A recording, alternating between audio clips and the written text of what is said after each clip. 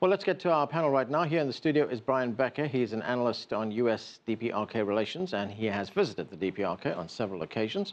From Beijing, Victor Gao is an international affairs commentator. Joining us from Philadelphia, Michael Johns is the co-founder of the U.S. National Tea Party movement.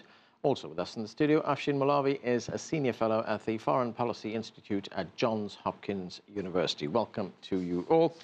Victor, let me start with you in Beijing. This was President Trump's first national security strategy, and in it, he referred to China as a revisionist state and one which is challenging U.S. dominance around the world. How will these comments be seen in China? I think this strategy, as announced, is very disappointing. And also, it doesn't make a lot of sense. I think if this is the strategy that the U.S. government, led by President Donald Trump, will pursue over the coming few years, it most likely will backfire. I think calling China an economic aggression, for example, and calling China as a threat to the United States simply is not in line with the realities on the ground. I think the Chinese government will rise up and strongly protest against this and will be prepared to do whatever it is necessary to maintain the good and stable relations between China and the United States rather than yielding to any so-called pressure from Washington.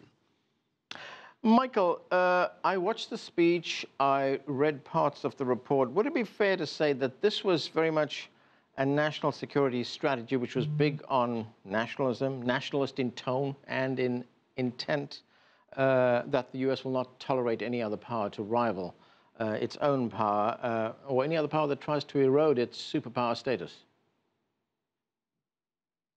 I think it redefines what our superpower status actually is in the world. I mean, firstly, I think it's very consistent with everything the president said during the campaign.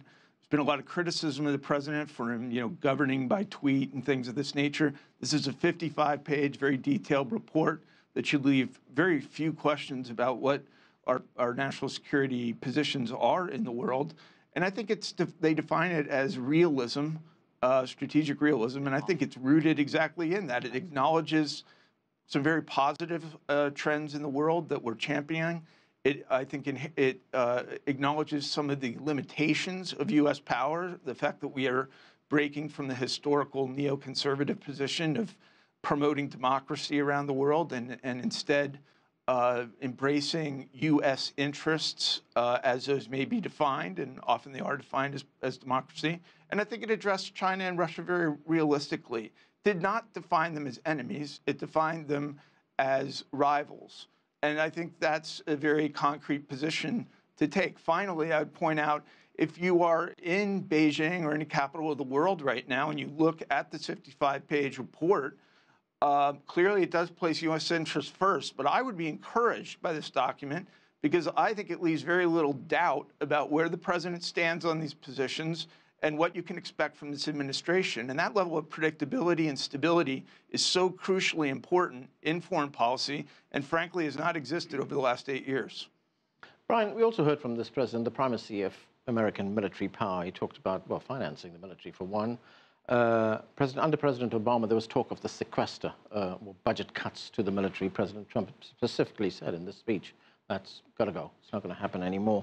So on the one hand, he says no budget cuts for the military. On the other hand, we hear all these things where there are going to be budget cuts. Was he trying to have it both ways there? Well, there's going to be record increases for the military budget. We know that it's $700 billion. The Congress gave the military $40 billion more than Trump even requested. When you add the other parts of the defense budget, those from the Energy Department, for instance, the real number is about $1 trillion. You compare that to China, which is between 160 and 250 billion, Russia between 60 and 80 billion. The United States is vastly expanding an already, I would consider, bloated military budget. I do want to also say, it's hard to use the word predictability and Donald Trump in the same sentence. But here we have a situation where the president is using this congressionally mandated document. The national security strategy is congressionally mandated. Every president has to provide them. He's the first president to actually read the statement or present the statement publicly himself instead of the National Security Advisor. But in 2002, George W. Bush used the document to introduce the idea of preemptive war. It became a predictor of where the Americans were going and a logical rationale for what then became the Iraq invasion. I think we should look at this document as a predictor of where the Trump administration is going. It is the announcement, in essence, that there is the inevitability of a new Cold War. We are embracing the new Cold War fully, and we're going to use very aggressive language to demonize the targeted parties, in this case, Russia, China, Iran, North Korea. I think it bodes well and bodes badly for international relations. What do you think, Afshin? Are we at the beginning of a new Cold War? Because just to get to Michael's point that he made earlier on, that President Trump didn't call China or Russia enemies or adversaries. He referred to them as what? Strategic competitors. Right, right. You know, I think what he did is he articulated what the national security establishment in Washington has been thinking for the past, several years now. It's not new. And I think, in many ways, I have a bit of a contrarian view because I think actually when I read the document, it looked like a very traditional foreign policy national security document. I mean, if you look at the 4 pillars, 1, defending the homeland, 2, promoting American prosperity, 3, advancing American influence, 4, peace through strength.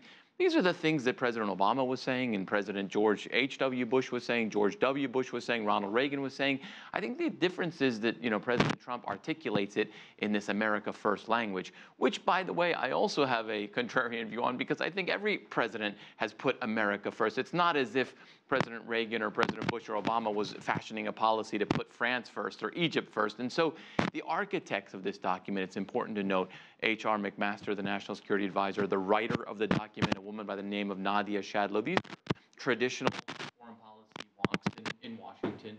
And I see this as a traditional foreign policy document. The last point here is while this certainly is a sentiment and a predictor, it's not necessarily where Donald Trump is going to go because he tends to govern by gut. Okay. Victor, I want to go to something that President Trump said months ago in September about President Xi Jinping, and then I want to ask you about today's speech. But let's listen to what he said in September. Let's watch.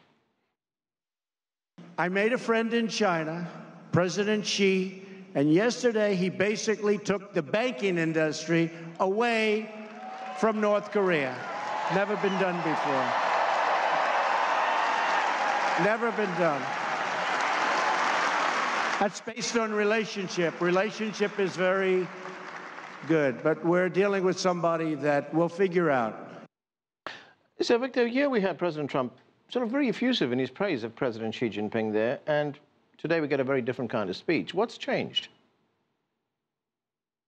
Well, it speaks very eloquently about how unpredictable President Donald Trump is. And while the personal relationships between President Donald Trump and President Xi Jinping of China seem to be improving and has stabilized and also has reassured the rest of the world, this national security strategy really came out as a very much of a surprise. In the sense, it defines the world as if it is carved in stone, and it defines one country as if it will need to be the #1 country for the rest of human history. No, history does not result in that way. If you want to keep your #1 position, you need to work hard. You need to deliver. You need to become an excellent example for the rest of the world. You cannot just say, I'm the top dog in the world and everyone need to kowtow to me. No, I think right now you need to see which country develop faster than the United States. And I think in China, we want to be highly competitive, of course, and the economic and political situations in China speak loudly about how hard the Chinese people have been working over the past 4 decades and how hard we will continue to work in the coming decades. And that means the relationship between China and the United States is changing. The rest of the world knows about that. And for anyone to say, I need to be #1, and I need to be #1 for the rest of mankind's history, that's ludicrous. That's not going to be the history to come. What do you make of that, Michael? Does the United States have to recognize that it's not going to be the top dog forever? And there are growing powers with more influence around the world that could perhaps supplant the United States at some stage? No, I more strongly with that. I think the president really defined American strength in a much more limited way than his predecessors have. And while, you know, we may say that this was a traditional document, the objectives that were spelled out have not been addressed over the last decade and a half. Our borders may have been rhetorically supported, but they've not been secure. Our economy has not been growing. We've had net new jobs once you take out immigration since 2000. We've had GDP that hasn't gone over 3%. American alliances have eroded over the last decade. He's talked about, I think, a vision of the world that is realistic, that serves U.S. interests, and yet is not overly engaged in trying to dictate to the rest of the world. As it relates to China, I also think he spelled out areas of collaboration and cooperation. He's been very consistent on his interest in working with China on a broad number of issues. And frankly, you know, the trade policies in China, I think, are even acknowledged by China to have been imperfect from the standpoint of the U.S. That's how we ended up with a, you know, a $340-some billion trade deficit. And a lot of that, as the president said, is not China's fault. It's our fault for not having addressed these issues more clearly and earlier. And I think, you know, on the strategic front, the issue he addressed with China and Russia was very limited. It was essentially China's engagement in the South China Sea, and the fact that he has concerns about that, would like to see a less of an expansionist approach. And as it relates to Russia, the same thing. Basically, that he does not want to see Russia's force in Ukraine and Crimea. And I think the message you take away in a foreign capital today is the fact that if you are not engaged in conflict with other nations, if you're not an expansionist power, the U.S. has no problem with you, and we will work to foster amicable and really constructive relationships. That clearly is consistent throughout the 55-page document and throughout his exceptional speech today, which I would put up there, frankly. This speech ranked with Reagan at Brandenburg Gate. It ranked with Kennedy's 1961 inaugural in specificity and importance. And I think it's a defining moment for the country and certainly for the Trump presidency. Brian, you want to respond to that? Well, I think that's a fanciful presentation about what we just heard from Donald Trump. I mean, of course, Donald Trump wants to have that kind of grandiosity, too, and be recognized as one of the greatest speeches, maybe the best speech ever. But the fact of the matter is, when you look at the language of this document, the document says things like this: Russia and China are trying to make their economies less free and less fair. They're expanding their militaries. They're expanding their surveillance over their own populations. In other words, it's a very dark, grave image of Russia and China. It's not benign. These are hostile characterizations of Russia and China. Donald Trump represents this unique new voice in American politics where he says, America is fading as an empire. We've been humbled by the rest of the world. The rest of the world's rise out of poverty or underdevelopment is, in fact, a challenge to our own view of ourselves as the exceptional country, the city on the hill, the greatness that others have been deprived of. God's given, you know, our mandate. And so he looks at the rest of the world in a dark way because the rest of the world is emerging. And the rest of the world is saying, as China is saying, our emergence, our development does not have to be a threat to America. It only appears as a threat to America if America insists on unipolar domination. And so Donald Trump takes the image of the humble giant, the carnage that is America, as he said on Inauguration Day, and then he blames everyone else for it. And then he lashes out now and targets these countries as if he's telling the American people, yes, the reason we're falling behind is not because of our own problems. It's China, it's Russia, maybe it's Iran, maybe it's North Korea, but definitely it's not us. And that's a bad message both for the world and the American people. Afshin, here's the thing about the comments that the president made about China. I mean, he talked tough on China in certain parts of that presentation, but he also needs China's help to resolve issues like the nuclear issue on the Korean Peninsula, and also on a myriad other issues that the world is facing right now. Absolutely. The China-U.S. relationship is certainly the most important geoeconomic relationship today. I mean, look, there's a lot of talk about the trade deficit, but, you know, amidst that talk, what is forgotten is that there's about $120 billion of exports that go from the United States to China. And frankly, after Canada and Mexico, China is the third largest recipient of U.S. exports. So, you know, aerospace companies, consumer electronic companies, companies, soybean exporters, hog farmers in Iowa, more recently beef exporters. I mean, this is an important export destination. Not only that, last year there was $46 billion of Chinese investment in the United States, a record-shattering year. So there is nuance to this trade relationship. It's not just, one side getting the better of the other side. And the reason that there is such a large trade deficit is because China makes a lot of goods that the American middle classes and frankly, some of the working classes in the United States need. And it allows them to shop at a lower cost at places like Walmart, et cetera. So it's a much more complicated relationship. And I would worry if we start getting into a trade spat with China. Be careful what you wish for there. Okay. And Victor, what about this view that China poses a threat to U.S. interests in the South China Sea? We hear that repeatedly. No, I think whoever who hold on to that view is completely missing what history really about. At the end of the Second World War, the U.S. Navy actually helped the military of the Republic of China to reclaim all the islands and atolls in the South China Sea at the time when Japan unconditionally surrendered that. There are historical archives in the Congressional Library and in the military archive. Whoever who doubts that need to do his or her own homework, to do a search in the historical archive to see at the end of the Second World War, China reclaimed all these islands from the Japanese aggression, and that's the record. And I think this is the groundwork that we need to firmly stand upon. Calling China being aggressive in the South China Sea is really a mischaracterization of historical realities in the South China Sea.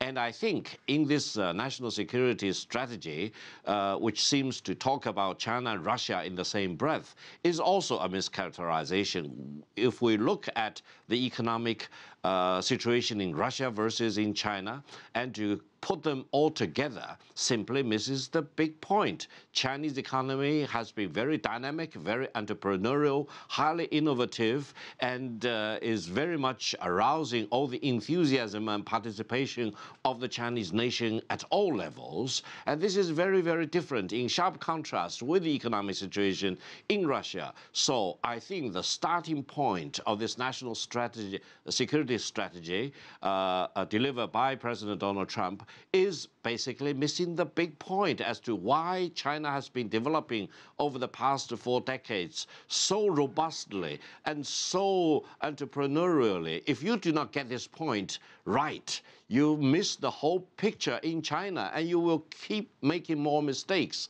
going forward. Michael, getting to the points that Victor has raised there is a complaint that Donald Trump has made, and he's made it repeatedly, even at the time he was campaigning for the presidency, and that is that the United States has lost jobs to China. The United States has lost its manufacturing capacity to China. And in his speeches, we hear, or this belief that he has, that one day they're all going to come back to the United States. We heard it again today. Is that realistic? Is that going to happen at some point? It's going to be easier for some industries and very difficult for other industries, which is one of the reasons you need to get trade policy right. And particularly with high-end manufacturing, once you lose it, it can be very difficult to get it back. I think that's certainly been the case in the steel industry and in others. Essentially what I think you heard today was a recognition that our trade policy has been fairly incoherent, frankly, over the last 2 decades.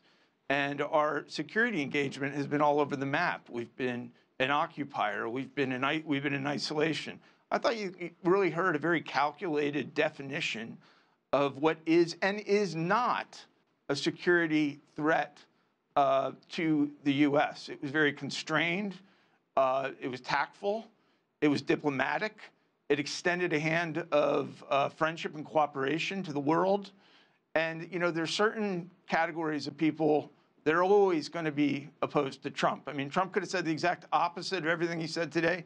And, there'd be the same critics who'd be opposing that. In their eyes, he can't do anything right. And that's the unfortunate political reality of the United States right now. I think both conservatives, liberals, Republicans, Democrats need to be a little bit introspective and say, let's do what's right for the country. And that isn't tearing down this president, just like it should not have been tearing down our last president. It has to be trying to forge collaboration and cooperation for policies that are in the best interest of the United States. I think the president has a commitment to that, and we all have to, and certainly Democrats have to. But to just sort of lash out at this as being, universally wrong or, rhetoric and not reality, I think is false, and it underestimates the sincerity and the seriousness of this president. And as a day one supporter of President Trump, one thing I can tell you is he is a man of his word, and he is a man who puts the United States of America first and foremost. Those are things you can count on. You can like them or dislike them, but they're predictable. Brian, what do you make of that the fact that this president will not be given credit by his critics for anything? Well, let's listen to the president's words. He goes to the podium at the United Nations and he says to another member nation, "We're prepared to totally annihilate you." Oh, that's very diplomatic. Are those reasonable words? Are those the words of diplomacy at the United Nations that was created? That the United Nations was created to, quote, end the scourge of war, that one member state gets up and says, we're prepared to totally annihilate you, a country that has 5,000 nuclear weapons and the only country that ever used them. Is that diplomatic? Is it right for the President of the United States to cut his own Secretary of State off at the knees and say, Rex, don't waste your time negotiating with Little Rocket Man? Does that promote peace? Does that promote regional stability? I mean, you say this is a wonderful speech and he's predictable. No, he's not predictable. It's bluster and bluff, and you never know with Donald Trump what the bottom line is. But the world all has to wonder what's going on when you send 3 aircraft carriers and battle groups towards North Korea rather than inaugurating a new round of negotiations, which is what should happen. Okay, Michael, very quickly, if you can respond to that. I want to move on to something else. Go ahead. It was all centered around North Korea. There's no confusion about what our policy it is. It is to have a denuclearized Korean peninsula. That requires both strength. It also requires, as this administration has put forward, an offer of discussions and talks without conditions. Right. I think it's a very balanced approach. And by the way, one final point though, the same people that are criticizing this president are the people whose policies got us into this situation. So if their approach on North Korea was so sophisticated and successful, we would not be facing down the dire reality of a possible nuclearized North Korea. It's a reality that those policies have failed. So we can't criticize a president who's inclined to deviate from it. Okay. Afshin, I've got to get to this point of climate change. We heard from our correspondent that this issue was sidelined. Yes. Climate change. The president does not see climate change as a threat to U.S. security. In that respect, he's at odds with his own defense secretary, James Mattis, who says that climate change does pose a challenge to the security of the United States. Yes, not a surprise that he didn't include climate change. I mean, he's always been skeptical of this issue. And in fact, if one of the things that President Trump has done, at home is with the Environmental Protection Agency. He's rolled back some of the President Obama's regulations. But when you look at the kind of the totality of this, I think what we're missing is the fact that there is a world out there where there are strategic competitors, and there's always going to be strategic competitors. But what we're missing is the opportunity. There is a large Asian middle class which are consumers of American products. Yes, we are living in a multipolar world, and we have to get used to that. America is still the prime power in this multipolar world, but we have to understand the opportunity. Okay, and we're going to have to leave it there. Thanks to all of you for being with us.